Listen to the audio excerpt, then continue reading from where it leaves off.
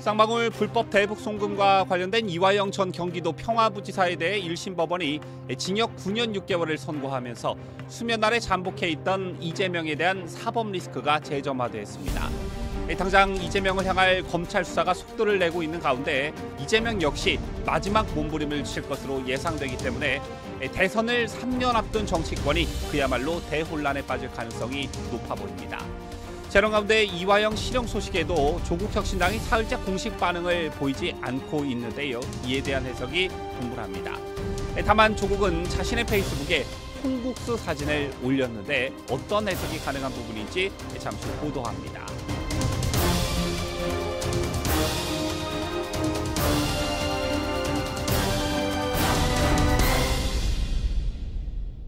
시청자 여러분 안녕하십니까? 뉴스데일리 베스트 미네커입니다. 쌍방울 불법 대북 송금과 관련된 이화영 전 경기도 평화부지사에 대해 1심 법원이 징역 9년 6개월을 선고하면서 정치권이 꽤나 시끄럽습니다. 기억하시는 분들 계실 테지만 쌍방울 김성태 회장이 태국에서 체포돼 국내로 송환됐을 때 당시 민주당 소속이었던 조응천 의원은 사실은 이재명 대표 기소보다 그게 가장 두렵다라며 제일 상상하기 힘든 거다라고 말한 바 있습니다.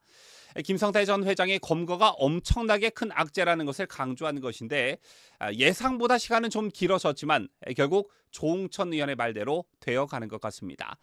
쌍방울 불법 대북 송금과 관련된 이화영에 대한 1심 법원이 징역 9년 6개월을 선고하면서 수면 아래로 잠복해 있던 이재명 사법 리스크가 재점화됐습니다. 무엇보다 눈여겨볼 대목은 기존에 이재명이 안고 있던 사법 리스크와 현재의 사법 리스크는 차원이 틀리다라는 것인데요. 즉 이재명의 사법 리스크라는 것은 이화영 판결 전후로 나눠볼 수 있다라는 것입니다.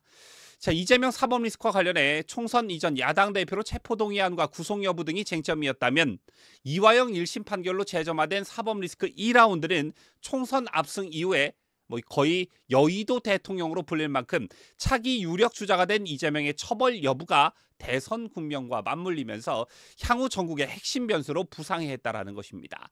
당장 오늘 아침 나온 보도를 보면 검찰이 이번 주 중으로 이재명을 기소할 것으로 알려졌다는 소식이 있었는데요. 제2의 이재명과 친명 일색인 민주당이 강하게 반발하면서 검사 탄핵과 대통령 임기 단축 등 초강수를 던질 것으로 예상되기 때문에 정치권이 한동안 꽤 시끄러울 것으로 예상됩니다. 먼저 민주당 쪽 분위기를 살펴보기 전에 여권의 분위기를 먼저 살펴보자면 모처럼 만에 대야 공세의 활기를 찾는 모습입니다. 김정수권으로 대야 공세에 예열을 마친 국민의힘이 당내 차기 대권 주자들을 중심으로 이재명에 대한 공세 수위를 점점 높이고 있는데요. 그 선봉장엔 한동훈 전 국민의힘 비상대책위원장이 서고 있습니다. 한 전 위원장은 SNS에 이미 진행 중인 형사 재판은 피고인이 대통령이 된다고 해서 중단되지 않는다고 본다라면서 형사 피고인이 대통령이 된 다음에 실형이 아니고 집행유예만 확정돼도 실형도 아니고 집행유예만 확정돼도 대통령직이 상실이 된다. 선거를 다시 해야 하는 것이라고 적었습니다. 같은 한 전 위원장의 주장은 전날 자기 범죄로 재판을 받던 형사 피고인이 대통령이 된 경우 그 형사 재판이 중단되는 걸까라고 쓴 것에서 한 발 더 나아간 것인데요. 만약 현재 지지율 1위인 이재명이 설사 대선에서 이겨 대통령이 된다고 해도 문제가 될 수 있다는 것인데 이게 유권자들에게 미치는 영향이 상당하다는 것일 뿐만 아니라 차기 대권 주자로 이재명을 밀기 위한 총의가 모아진 민주당에도 적지 않은 영향을 미칠 수가 있다라는 것입니다. 이 밖에도 오세훈 서울시장 또한 이 대표의 침묵은 금이 아니라 비겁이라고 공격했고 유승민 전 의원도 범죄자가 정당 대표가 되고 대선 후보가 되는 부끄러운 정치는 끝장내자라고 하는 등 여권 유력 주자들도 가세하고 있습니다. 국민의힘 또한 민주당이 법사위를 강탈하려는 이유는 이재명의 사법 리스크를 덮어보겠다는 철통방탄이 목적이라면서 이 대표의 사법 리스크가 우리 국회와 대한민국의 리스크가 되는 일은 없어야 할 것이라며 연일 총공세 중입니다. 반면 야권은 숨고르기에 들어간 모양새인데요. 먼저 이재명은 지난 7일 이화영에 대한 재판 결과가 나온 이후 어제까지 사흘째 침묵을 하고 있고 민주당도 판결 당일인 7일 오후 2심 재판에선 쌍방울 대북 송금과 검찰 조작 수사의 진실이 제대로 밝혀지길 기대한다는 대변인 논평 이후에 주말 사이에 공식 대응을 삼가했습니다. 하지만 친명계가 장악한 민주당 내부는 그야말로 들끓고 있는 분위기입니다. 아시다시피 민주당 정치검찰 사건 조작 특별대책단은 판결 전인 지난 3일 이미 대북 송금 관련 검찰 조작 특검법을 발의했죠. 제바퀴도 민주당은 윤 대통령이 거부권을 행사하면 해당 사건에 관여한 수사검사를 탄핵하는 방안도 논의 중에 있습니다.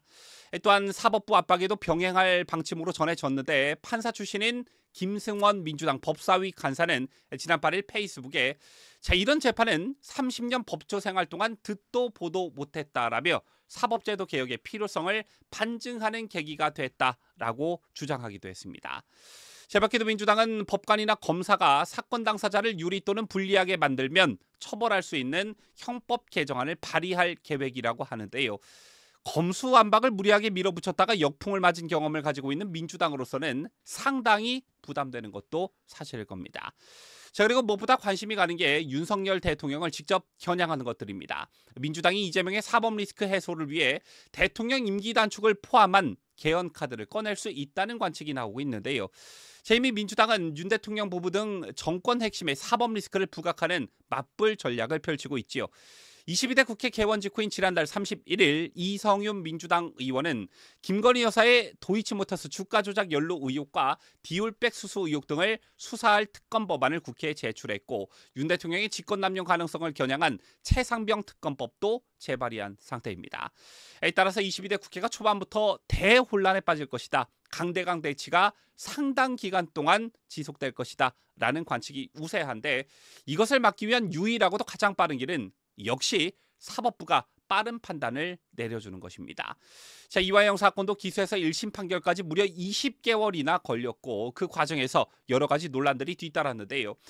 이런 혼란을 막고 일종의 교통정리를 해줄 수 있는 유일한 국가기관은 사법부가 유일하다라는 것입니다. 따라서 재판 지연 등 온갖 술수가 난무하고 사법방해가 노골적으로 자행되는 상황에서 이것에 대한 경종을 울리는 차원에서라도 사법부가 서둘러 판결을 내려줄 필요가 있다라는 것입니다. 대법원장 취임 일성으로 신속한 재판을 강조했던 조희대 대법관이 초심을 잃지 않기를 바라겠고요. 마지막으로 재점화되고 있는 이재명의 사법 리스크와 관련한 조국혁신당의 스탠스가 새롭게 주목을 받고 있는데 이화영 1심 선고 사흘째인 오늘까지 공식 반응을 내놓지 않고 있습니다. 검수왕박 등 검찰 공세 이슈에서는 민주당과 한 배를 타다시피 했던 조국혁신당이 이상하리만큼 조용하다라는 것인데 다만 조국은 자신의 페이스북에 콩국수 사진을 올렸습니다. 이게 시기적으로 이화영 1심 판결과 공교롭게 맞아떨어지면서 이화영 또는 이재명을 놀리는 거냐 조롱하는 거냐라는 네티즌들 반응이 이어지고 있는데요. 판결 이후 콩국수 사진이라 어떤 반응이 나올지 조국도 모르진 않았겠지요. 어쨌든 정치권에서는 조국당이 검찰 권한 축소 이슈에는 적극적으로 나서되 이재명 사법 리스크에는 거리를 두고 있다는 해석이 나오고 있습니다. 뿌리가 같다고 해서 엄연히 다른 당인데 다른 당 대표의 사법 리스크까지 방어할 필요가 전혀 없고 그럴 경우 민주당 이중대로서의 이미지가 굳어진다는 것입니다.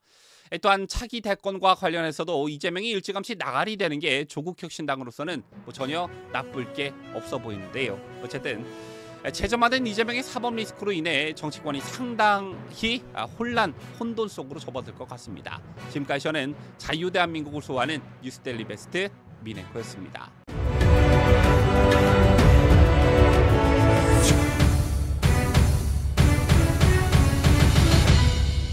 함께해요. 뉴스데일리 베스트.